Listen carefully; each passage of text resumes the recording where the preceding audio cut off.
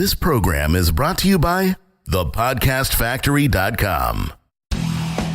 Ben Settle, super practical. I'm not telling people to have a mistress. I'm teaching you, learn the lesson from the people who have a mistress, because there's many business lessons that apply. Pious. There's a part in the book of Revelation where Jesus says, I want you either hot or cold. I'm spewing lukewarm churches out. And I think it's a good way to look at your list. Romantic to his very core. Once in a while, I'll give my girl a present, like a Snickers bar or something. And totes tender. If someone asks you to walk on eggshells, smash the eggshells and let the chips fall wherever they may. Adored by feminists everywhere. It takes a strong woman to admit when she's wrong. Not a judgmental bone in his entire body. I look at all the free information people give just on Facebook and I go, what a bunch of time hose. Has a PhD in armchair philosophy. In the land of dumbasses, the smartass is king. You'll never meet a more sensitive guy. If you really care about people, you shame the hell out of them.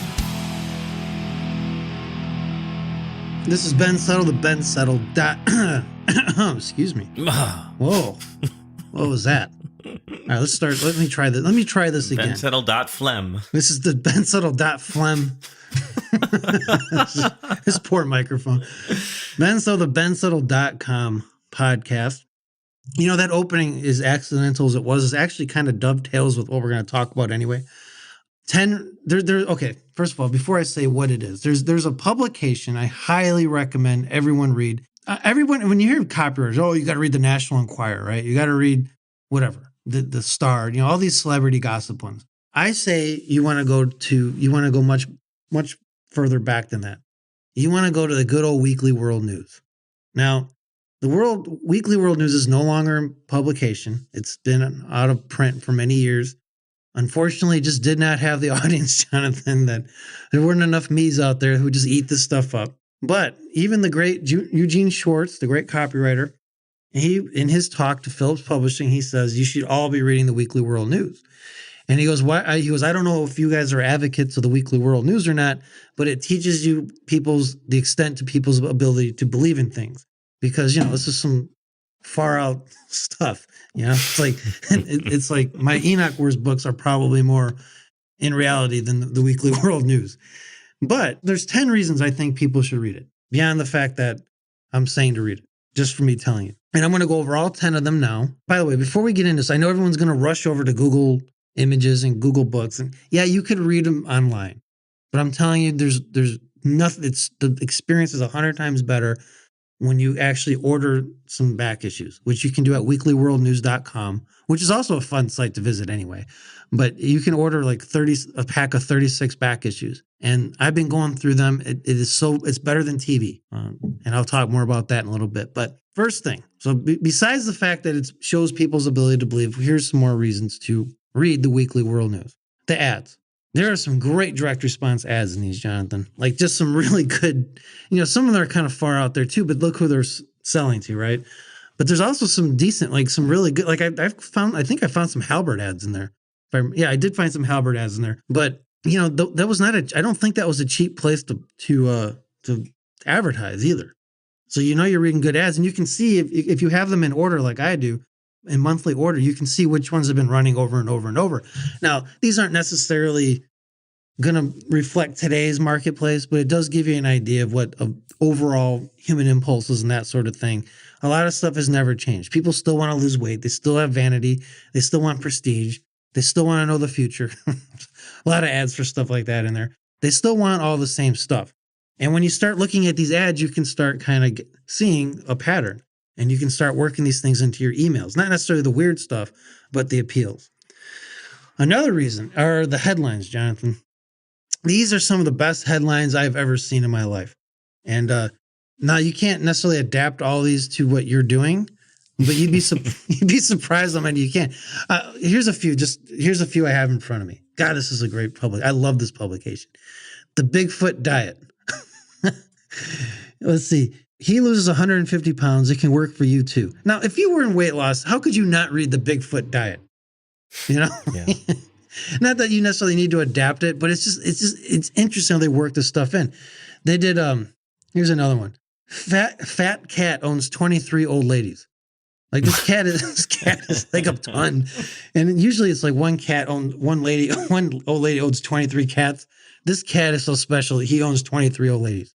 Like these are the weird headlines. Hunters warned against shooting homosexual deer, and then it shows 3 deer having sex with each other. It's the weirdest thing you'll ever see. I was Bigfoot's love slave. There's another one. Our toilet is haunted by a plumber's ghost. Nice. God, these are great. Bigfoot baby found. A lot of Bigfoot and alien stuff, actually. But these will give you an idea. You can, and if you don't want to buy them, you can still see these on Google. You can go Google Images and you'll just see a whole bunch of these. But I really believe you should go. It's like $36 and you'll buy it. Maybe it's a pack of 24. I can't remember. Maybe it's 2 years worth. Well worth the money though. And it's fun reading. There's a lot of, I have noticed that these guys these writers had some of the best imaginations, as you can, as that's probably not hard to believe. But a lot of this stuff you can apply to your sales letters or your emails, especially. Like if you just want to jolt your imagination, Jonathan, and you can't think of anything. Like I get this question all the time. Man, I feel like I'm in a rut here. I'm just not coming up with anything fun and original anymore. I feel like I'm repeating myself. My answer here from now on is to go get ye to the Weekly World News and just read the headlines. And you'll get, it doesn't mean you have to write weird stuff, by the way, but it'll just jolt your imagination. It'll get you thinking differently. I remember one of these issues I just read actually had an article about how to tell if your neighbor's a werewolf, And it sounds silly, but this is actually something you could probably work into pretty much anything.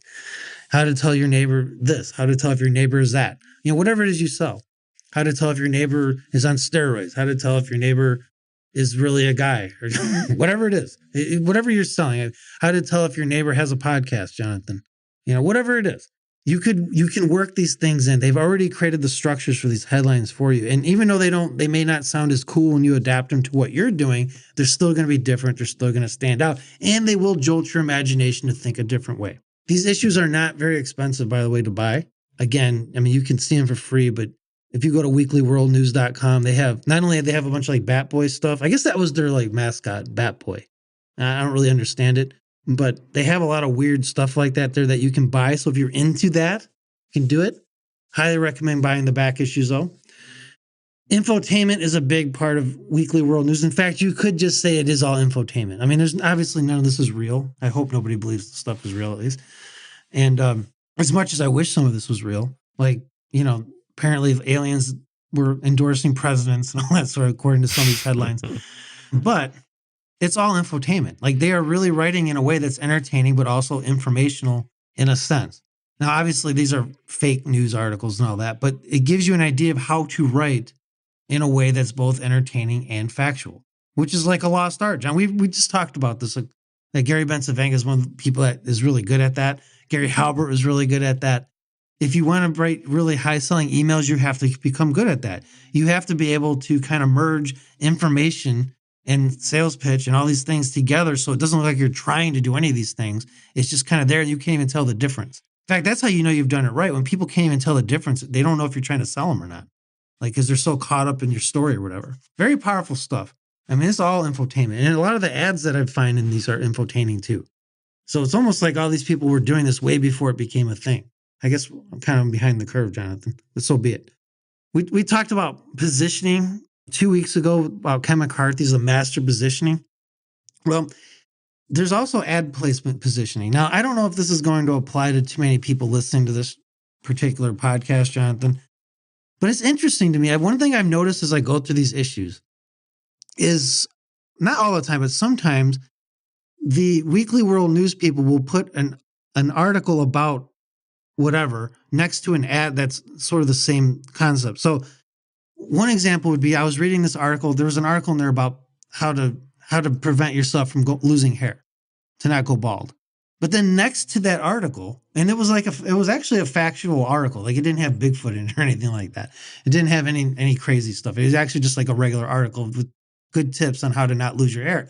But then next to that article, they put a paid ad for a concealer, like stuff you can sprinkle in your hair that makes it look like you have more hair than you really do.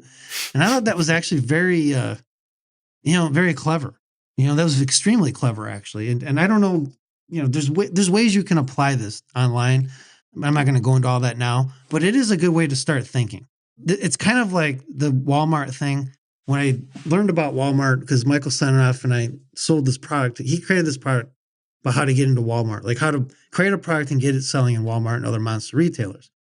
And he interviewed all these Walmart buyers and all these experts and consultants who worked with Walmart and big retailers and all that.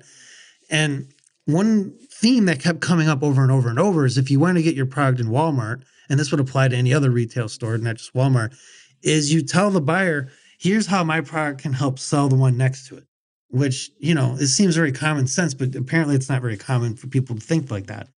Well, that's kind of what they were doing with the ad placement there. They were using an article to help boost an ad that was next to them. And for all I know, the article was probably, bought and paid for. They just didn't put an ad slug on it. But something to think about. It's just a way of thinking, especially when you're doing upsells and all that. It's just fun to read. I mean, if nothing else, Weekly World News, even if you don't get a scrap of marketing knowledge out of it, Jonathan, I believe you will find it fun to read. You can hand it over to Cupcake. She will have a good time reading it. You could read it to the family at night if you wanted to. It's fun. To me, it's like TV. It's way more interesting than TV to me. And I don't know why. I think it's because maybe, there's, I guess the subject matter just appeals to me. Whatever it is, it's better than TV. I think that anyone who's in marketing will enjoy reading it. Very crisp writing.